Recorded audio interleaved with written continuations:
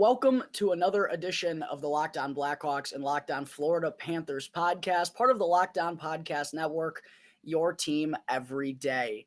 Just a reminder that you can get both shows on YouTube or Odyssey, whatever podcast app, wherever you get your podcast. It's 100% for free. Make sure to go and check out the shows and subscribe to show some support.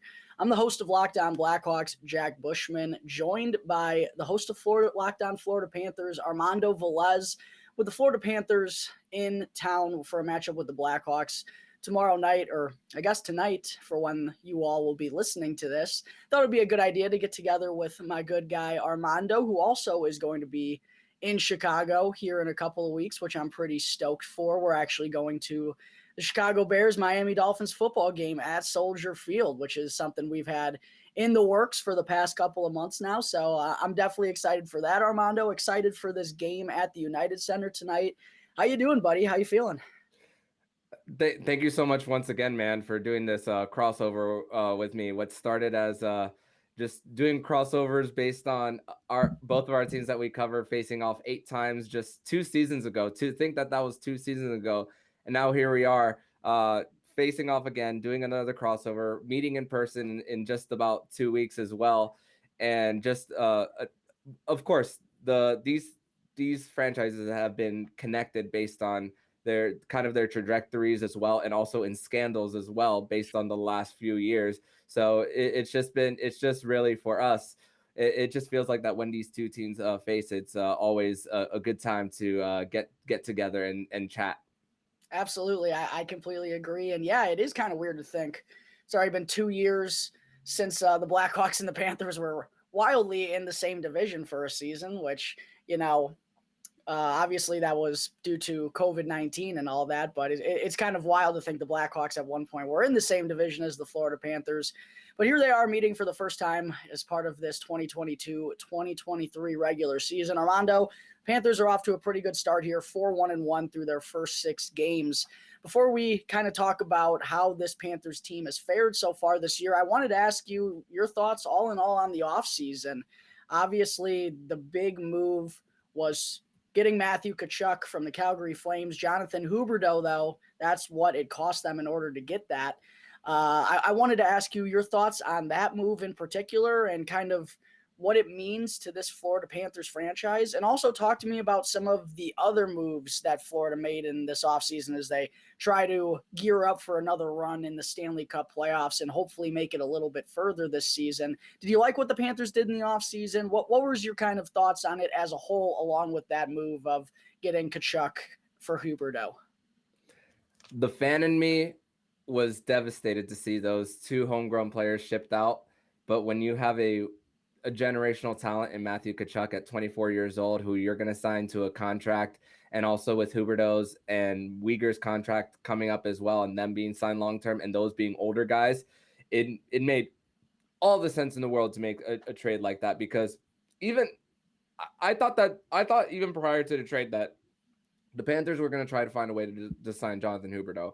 I did not think that there was no way in hell that they were going to sign Mackenzie Weegar, especially with the cap hit that they got, because it would have exceeded the possible projection of the cap from what looks like to be, as of right now, 83.5. But Gary Bettman did say that it could be even $4 million more. So even with that $4 million bump, that's still the Panthers being tied up against the cap, and that would make them their window into like 1 to 2 years, and it would be more of a sense of urgency. And they already shifted out a lot of draft picks already, and those upcoming trade deadlines would probably be more of being super aggressive, because you don't know how these guys are going to look towards the tail end of their deals as well. So giving up a first, Mackenzie Weegar, Jonathan Huberdeau, and Cole Schwindt along with it, who had an incredible season in the AHL. And knowing that out of that, you're going to get 8 more years of Matthew Tkachuk getting 104 points at 24 years old, and leads the Panthers right now in points. He leads in shots. He leads in penalty minutes. Every single time there's a whistle, everyone wants a little piece of Matthew Tkachuk, and just he's been just everything that's been advertised. And even with the adversity that the Florida Panthers had faced early with losing Aaron Ekblad, now he's on LTIR. The earliest he'll come back is November. So there's been a little adversity for this team, and just for the Panthers, it's just really been one game at a time, and also with the experience of Paul Maurice, he's just been it's just a system that the players have bought in. There's less odd man rushes for the team, and they're not leading their goalies out to dry. And there've been also some great acquisitions. Colin White has been a great acquisition, playing on that line with Anton Lundell and Eetu Luostarinen. Eetu Luostarinen, who was a fourth liner for the last 2 years, now got bumped up to the top 9 on the left wing. That line defensively hasn't given up a goal against at all, and they've been one of the best. The second and third line have been the best line so far in this young Florida Panthers season. So I wanted to ask you also about Paul Maurice, who you just mentioned a moment ago. Obviously there was, I don't know if I want to say a controversy. I don't know if that would be the right word, but obviously Andrew Brunette took over after Joel Quenneville's departure early on last season. The Panthers went on to have a heck of a regular season. In the playoffs, though, they came up short and ultimately decided not to bring Andrew Brunette back. They hired Paul Maurice. What are your thoughts on Maurice through the first 6 games, and how do you think the Panthers have fared under his lead in comparison to Andrew Brunette's? I know it's a very small sample size here for Maurice, but what kind of things have you noticed that may be different for better or worse than Andrew Brunette's style from behind the bench? And with that change, at first, when the offseason first began, I was in favor of giving Andrew Brunette another chance, to give him a full season, even though when he did take over, it was only 7 games into last season. But giving a full season, and I would have been very okay with it. But I was also okay with the hiring of Paul Maurice, a guy who has a lot of experience. I don't subscribe to the whole most regular season losses in NHL history, because how do you get there? You coach a lot of games and you gain a lot of trust based on the franchises that he's coached. Winnipeg and Carolina / Hartford has been able to trust this guy for a long time. The playoff success hasn't been there for Paul Maurice, but the big enough sample size that he's very relatable to players, and just hearing him speak to the media, he's a very easy person to listen to. It's like he's a guy who, personally, when I ask him questions and everyone else asks him questions, he's a guy that you want to listen to. So I could only imagine what the players who know him more personally, who take him to the side and actually wants to get to know them, and vice versa. It's kind of, I can only imagine what that kind of relationship and that talk is like between coach and player as well. As far as the on the ice stuff, the Panthers clog up the neutral zone pretty well with the system that Paul Maurice applies, and this is with a team that on paper is less talented from last season as well, and it's all working out, and to think that at this time last week, when Montour missed a few games and Aaron Ekblad went down against Boston last Monday, they were playing with 4 defensemen on the road as well, and they almost completed a comeback to at least get a point for the Panthers, and that's really their big dud of the season. So everything else has just been working out. They've been getting these close wins. It's not this Panthers team is not the blow teams out of the water type of Panthers team. This is a Panthers team that's gonna be in close games during the third period. Is it stressful at times? Absolutely. But if they're trying to find ways to win, and even losing some close games like they did against Tampa, those are still a little bit of learning lessons for the Panthers in order to how to get better once April, May, and June do come around. Armando, my final question before I turn things over to you and let you ask me some things about the Chicago Blackhawks. You just referenced how under Paul Maurice it's kind of a different style, or they're in different games, close games, and they're not the team that's going to, score 6 or 7 goals and blow you out like that. Do you think that was an emphasis, maybe considering how you need to play come April, May, June? Was that, it just seems like that was just such a focus for the Panthers, was, the game is going to be a little bit different when it reaches the playoffs. You're not going to be able to have those games where you score 6 or 7 as frequently. And it felt like that was kind of the backbone of last year's Florida Panthers team, was they could score with anybody. They can outscore anybody.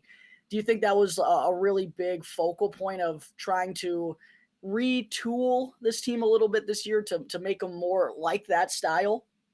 Yeah, and that's what comes with when you're a running gun type of team that the Panthers were last season. I think they kind of looked into what happened to Tampa Bay in 2019 against Columbus and saw how they made those adjustments, and look what happened to them. They made 3 straight Stanley Cup Finals, winning 2 of them at least. So that's really, I feel like that Bill Zito does of course these GMs are competitive as well. Bill Zito keeps tabs on his division rivals a little north of the coast, so definitely saw kind of what they did as well. Also doing it with 2 different GMs as well, with Yzerman and now Breezewall as well. So that's kind of like what Bill Zito saw is like, okay, what does it take to actually win in the postseason? So it's great to score goals. Lots of goals are sexy, of course. People love when you score. It isn't always the attractive type of game when it's so low scoring, and then you're just on the edge of your seat trying to see who gets a goal within the last 5 minutes of the game to make the difference in the hockey game. But just as far as a sustainable product of what is going to be past just the month of October that we're in, that is one step closer to the formula that the Panthers want to be in. It's only 6 games in, only 76 games left to figure out, because their top line hasn't contributed yet, and neither has the power play really for the Panthers. I believe they're 2 of 27 right now. So it's so the Panthers are doing it without the top line and the power play contributing. Well, Armando, thank you so much for that insight on the Florida Panthers ahead of tonight's matchup with the Chicago Blackhawks. Interesting you referenced how the Panthers are focusing on playoff success. The Chicago Blackhawks, while they're not in a current position to do that, interestingly enough, new head coach Luke Richardson, throughout training camp in the preseason, a lot of the video sessions he was running with the team, he was having them watch the Stanley Cup final between the Colorado Avalanche and the Tampa Bay Lightning to show them how you need to play in the most important times of the season to have success. I know the Blackhawks aren't close to being at that stage, but instilling that type of form, I think it's very telling of, what teams are trying to do. Obviously, it's a copycat league, and you try to take from the best. So I just thought it was interesting that, the Panthers, a team that are in contention, or expected to be at least, are, doing the same thing that the Chicago Blackhawks are in a very different situation. But once again, Armando, thank you for all that insight. Coming up in just a moment, folks, stay tuned. Armando, I'm going to turn it over to him to ask me some questions on the Chicago Blackhawks and their surprising 3-2 start to the regular season. But first, real quick, I need to talk to you all about Athletic Greens and their new AG1 product, because with just 1 scoop of AG1, you'll be absorbing 75 high-quality vitamins, minerals, and probiotics, plus more to help you start off your day. This special blend of ingredients helps support your gut health, your nervous system, your immune system, energy, recovery, focus, aging. It's really an incredible product. And Athletic Greens was first created when the founder themselves experienced a ton of gut issues and ended up on a complicated supplement routine in order to recover. That used to cost them over $100 per day. But now Athletic Greens has created the optimal and an affordable nutrition routine that will cost you less than $3 per day, which is such an easy and cheap way to invest in both your health and body. Now, I'm not kidding, folks. I really do try and get my 1 scoop of AG1 every morning, whether it's before I'm doing the show or if I'm going out and golfing with some of my friends. I'm pretty competitive. I like to have that edge. Give me any advantage that you can give me, and I really do feel the difference in the morning when I take my 1 scoop of AG1.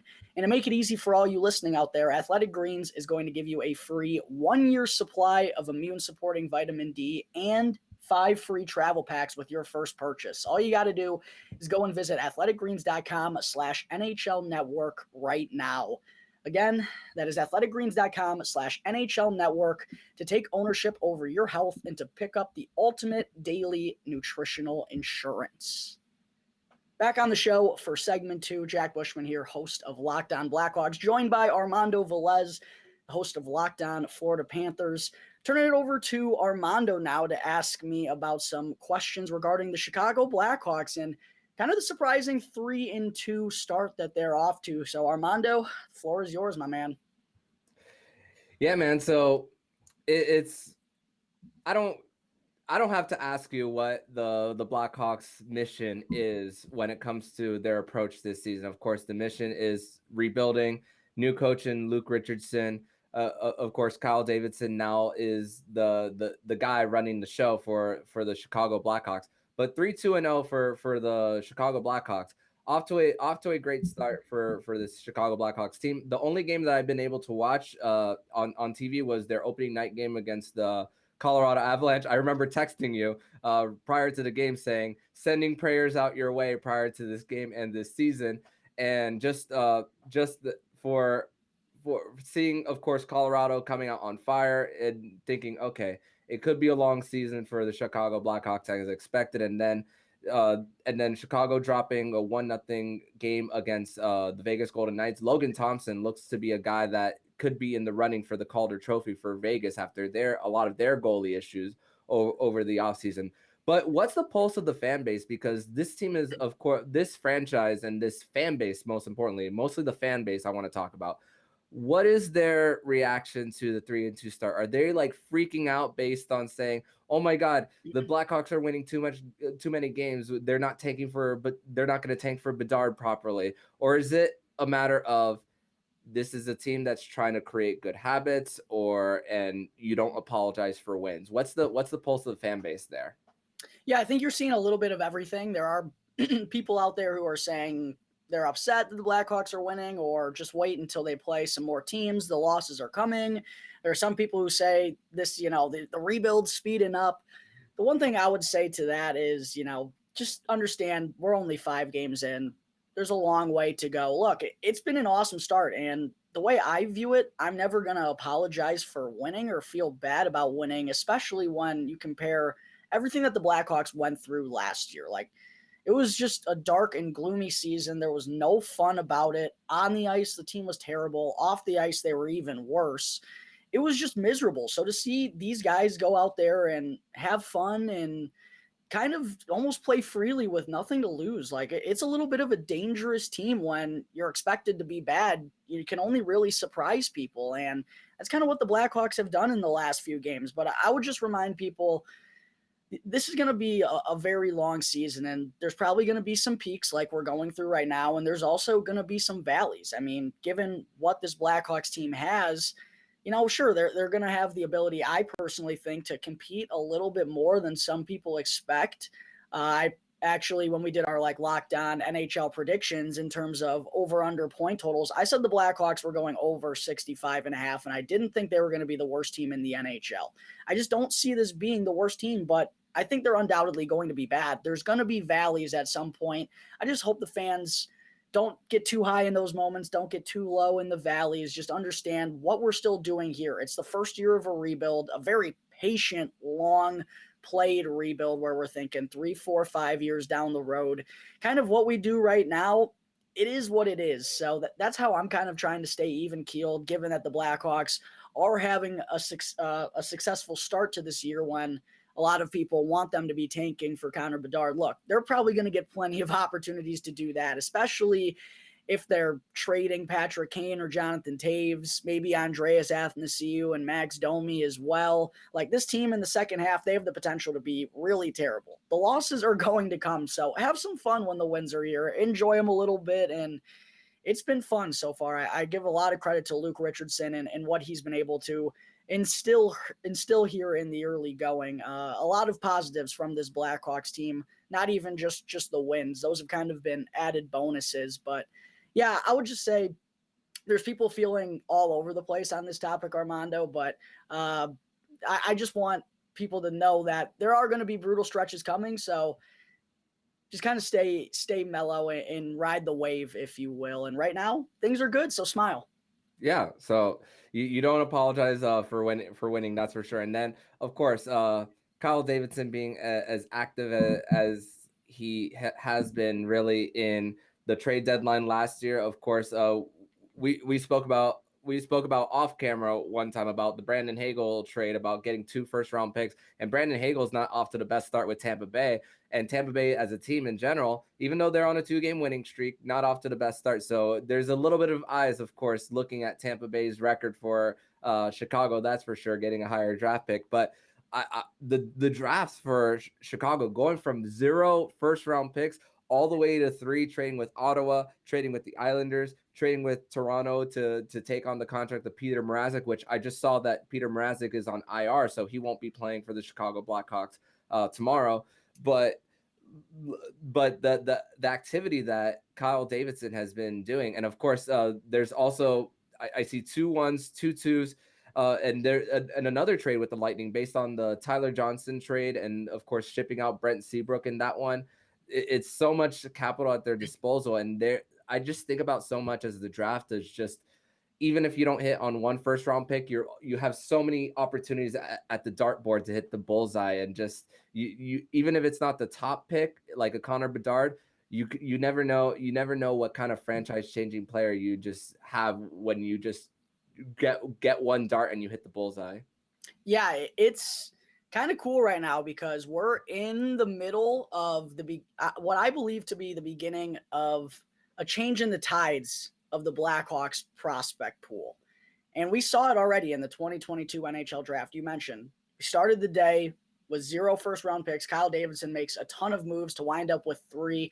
The Blackhawks ended up drafting 11 players total in the 2022 NHL draft. And what we saw at development camps over the summer, we were also involved in the Tom Curver's prospect showcase with the Minnesota Wild. So we got a pretty good look at a lot of those guys that Kyle Davidson selected in his first draft class. And a lot of those guys look pretty good. And you referenced Tampa Bay in particular has been very generous to us, the Brandon Hagel trade, and giving us Tyler Johnson, a 2nd-round pick, basically for free just because they needed cap relief. Kyle Davidson has done a very good job of taking advantage of his situation, and I really don't have any complaints about any of the trades he's made other than not getting enough for Alex DeBrincat. I understand the trade in itself. We just didn't execute enough and get enough from the Senators in return, but he's done a really good job. Like, we already have 2 first-round picks in 2023, 2 in 2024. Patrick Kane might be available. Same with Taves. There's a lot of other guys. I referenced Domi and Athanasiou, maybe a veteran defenseman like Connor Murphy. There's opportunities for the Blackhawks to go and add even more. And I think they're, at the end of the day, come next summer, I think they're going to have 3 or 4 picks in the first round of the 2023 NHL draft, which is supposed to be one of the best first rounds that we've seen in quite some time. So I'm really excited about where this Blackhawks prospect pool is going in these next couple of seasons. We've already seen, while it is only a summer camp and development camp and all that stuff, it really feels like this first class that Kyle Davidson drafted, it feels like a couple of those guys really have the potential to make an impact at the NHL level. And if he continues to do well and draft successfully these next few years, take advantage of the Blackhawks cap situation, get as many draft assets, as much draft capital as possible. I really think in a few years down the road, the Blackhawks are going to be in a really good position with the talent that's coming up through the organization. So I'm really happy with Kyle Davidson thus far in his first year as general manager. I'm happy with Luke Richardson. I love that there's a plan set in place. It's crazy. I don't want to say I'm super mega confident that he's doing the right move, but this all feels like everything that he's done, he's pushing the right buttons. And it has me excited for what's in store in just a few years for this Blackhawks franchise once again, Armando. It feels like kind of turning that back the clock to like the late 2000s when Taves and Kane were drafted in the top 5 as well for both of them, and then just continuing to build off that foundation. Of course, different GM, different coach at the time for the Chicago Blackhawks, but it's a thing for, if you're a fan, it's like, okay, we've seen this work before with trying to get some top picks in order to build a team.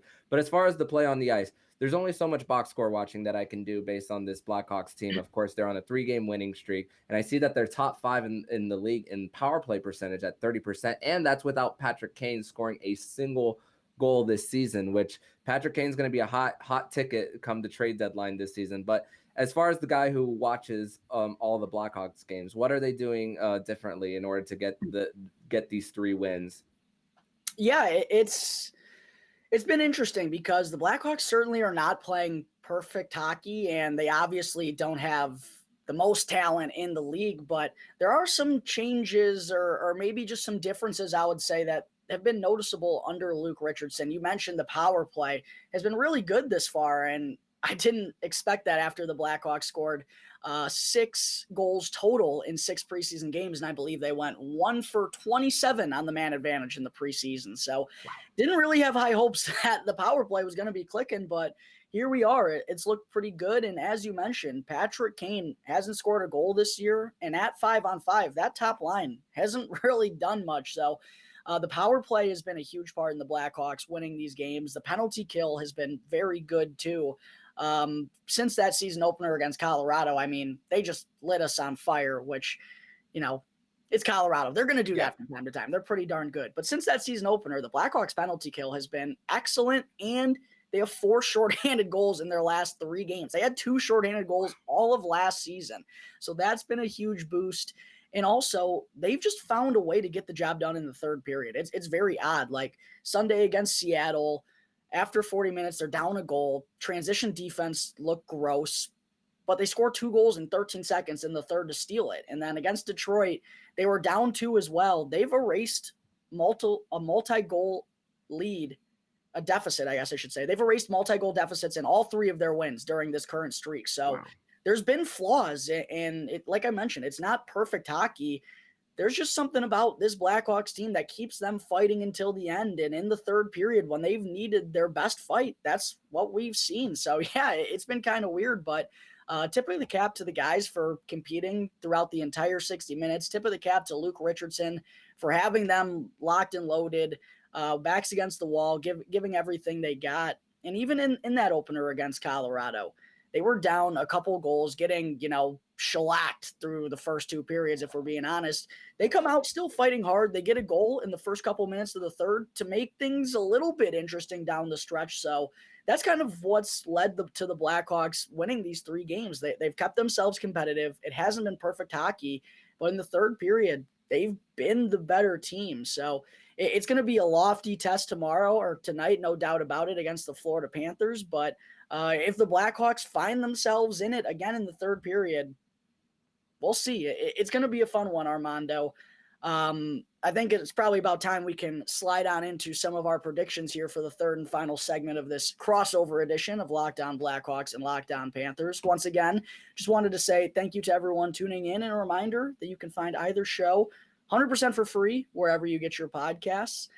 Segment 3, getting into some predictions, Armando. But before we give a final prediction, I wanted to ask you, what are 3 keys to victory in your mind for the Florida Panthers as they enter the United Center tonight? Score first of all for the Panthers, and it's just, of course, if you score first, you have a better chance of winning. But also, get the power play going as well for this Panthers team. Like I said, 2 for 27 right now for the team right now. And of course, there's been a lot of changes as far as personnel of who's running the power play as well. Of course, Montour is out for a few games. He's the main quarterback on the power play. Ekblad has been on the left face-off circle taking one-timers. Now he's not part of it. So it's good. It's a little bit of figuring out that the Panthers have to do as far as that. So they're gonna have to find a way to keep the power play going. And of course, the expected power play unit that you're likely going to see on Tuesday night is Barkov, Reinhart, Bennett, Tkachuk, and not Hornquist, and Montour, excuse me. Hornquist has been shifted down to power play 2 now with Montour back in. So that's the expected power play unit, and it's really Montour hasn't been didn't become the quarterback on the power play until later in the preseason. That's when they were finally starting to test out whether that was going to work. So that's going to be something to work on. But also, Barkov has also taken opportunities to be at near the top of the blue line as well. But I like Barkov being that shooter on the right hand side, taking one-timers from the right face-off circle as well. So that is a very important key for the Panthers. And really for the Panthers is just continuing to just be a great forechecking team.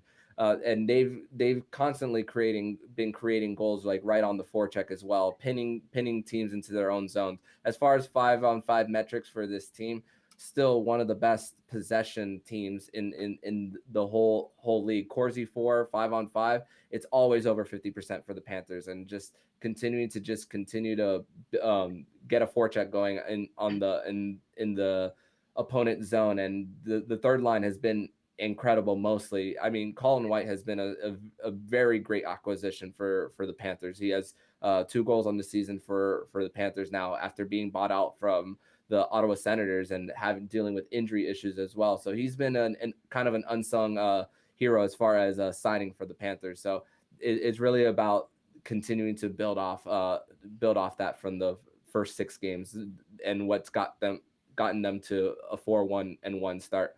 But how about the Blackhawks and their 3 keys to victory? Yeah, my first key I would say for the Blackhawks is to get off to a good start. It was bad against Detroit in the home opener on Friday. Bad again against Seattle on Sunday. They fell behind 2-0. If they could not fall behind by multiple goals early on, it would make life a whole lot easier. They don't have to have their backs against the wall in the third period. Now, that has led to success for this Blackhawks team, but it's still not a sustainable mentality. You don't want to fall behind 2-3-0 to a team like the Florida Panthers with the offensive potential that they have. May not be as run and gun as they were last year, but they still have the talent to go and put up a crooked number on you, as we say in baseball talk. So get off to a good start, I think, is a really big key for the Blackhawks. 2, I think they have to be the better team on special teams. You referenced Florida has struggled on the power play. The Blackhawks penalty kill I touched on earlier has been really good. I think if they can prevent the Panthers' man advantage from taking over, that's a recipe for the Blackhawks to staying competitive in this matchup against Florida. And it would be an added bonus if the power play can continue to convert. And then last, I think, is getting Patrick Kane and that top line going. He, Max Domi, and Andreas Athanasiou really haven't done much at 5-on-5. Athanasiou has 1 goal this year. It came on a penalty shot.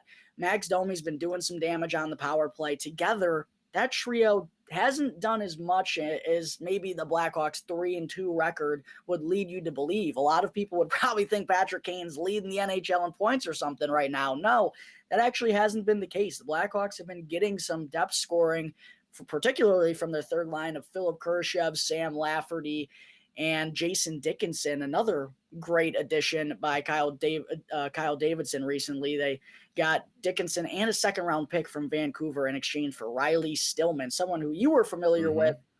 Still kind of seems like a tweener at this point, and the Blackhawks looked like they got a solid bottom 6 guy in Dickinson and a second-round pick. Kyle Davidson continues to do good work. If the Blackhawks can get depth scoring once again tomorrow night and Patrick Kane can find his way on the stat sheet, I think that's a recipe to success for the Chicago Blackhawks. So those are my 3 keys to victory. Armando, what do you got as your prediction on the outcome of this matchup tonight? I think it's going to be a 4-2 win for the Florida Panthers with an empty net goal at the end for the Cats, because it's been a lot of close games for the Panthers, grinded out type of wins as well. And the Blackhawks have kept games close as well.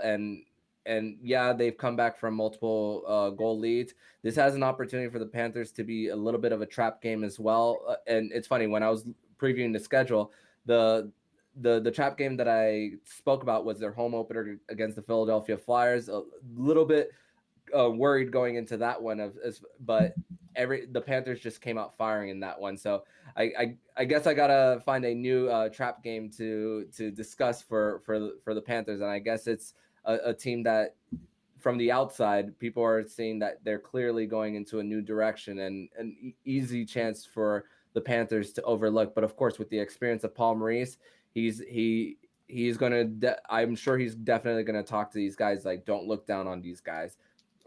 Play the game that you know that you're able to. And of course, so I think they're going to come out with a 4-2 win with an empty net goal. Before I get to your prediction, with Peter Mrazek being on IR, are we expecting a start from Alex Stalock on Tuesday night versus the Panthers? Yes, Alex Stalock is officially going to get the start tomorrow. The Blackhawks, Luke Richardson already spoke with the media today and basically gave a rundown of the lineup. So yes, Peter Mrazek is currently on IR with a groin injury. We're expected to see Stalock get the start.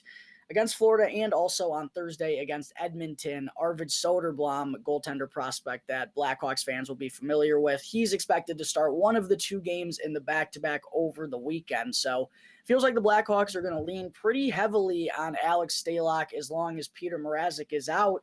And Stalock randomly has been pretty good. And even in the preseason, I thought he looked solid. He's a little bit too aggressive in the net. Like the dude's favorite thing to do is make fans nervous because he'll go out, he'll play the puck from crazy angles, skate back in a hurry. It's like, dude, just stay put. But Alex Stalock, to his credit, has done a pretty good job so far this year. The Blackhawks goaltender position, Peter Mrazek, Alex Stalock, they deserve a good amount of credit for this 3-2 start. There really haven't been too many flaws with the Blackhawks in net. But it's going to be a tough test for Alex Stalock tomorrow as he takes on a really good Florida Panthers offense. I'm going to go 5-3 Panthers. I do think the Blackhawks have the ability to keep this game close, but it's almost like what we saw to open up the year against Colorado or against Vegas. I just don't think the Blackhawks are on the level as the Panthers, and they obviously have different aspirations this season. And, you know, it's not really about, I mean, I'd love for the Blackhawks to compete hard with the Florida Panthers, no doubt about it, but those aren't the games where if they do wind up on the losing outcome, you're not going to be hurt about.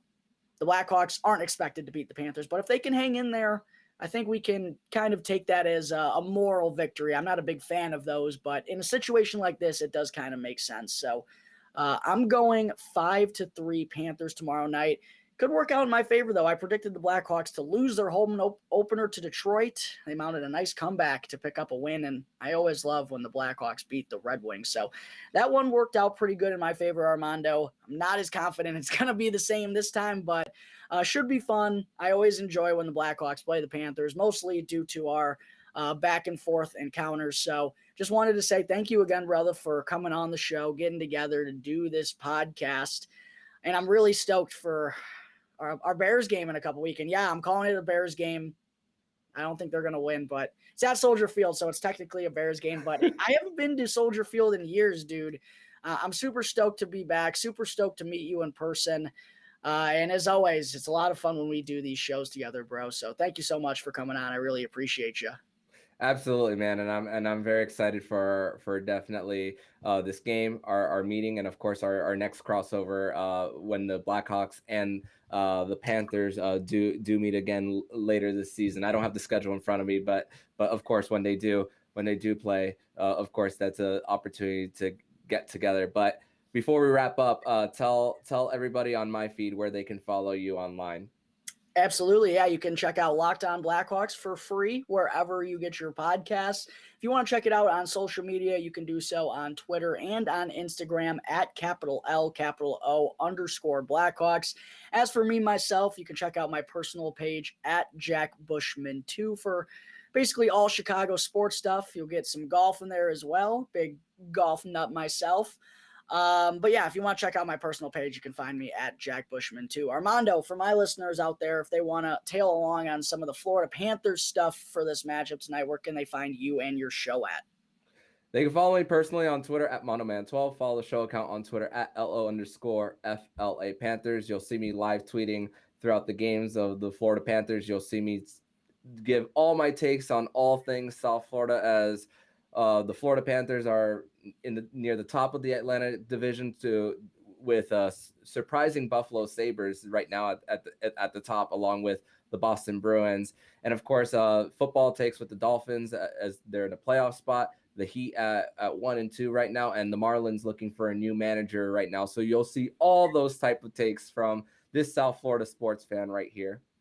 Well, Armando, thank you again so much, and just a quick warning to all the Chicago people, be on the lookout for me and Armando in a couple weeks when we're in the city of Chicago together. Could be a deadly duo. Keep your peepers peeled. But Armando, best of luck tonight, buddy. Thanks for hopping on the show once again. Absolutely, my friend, and see you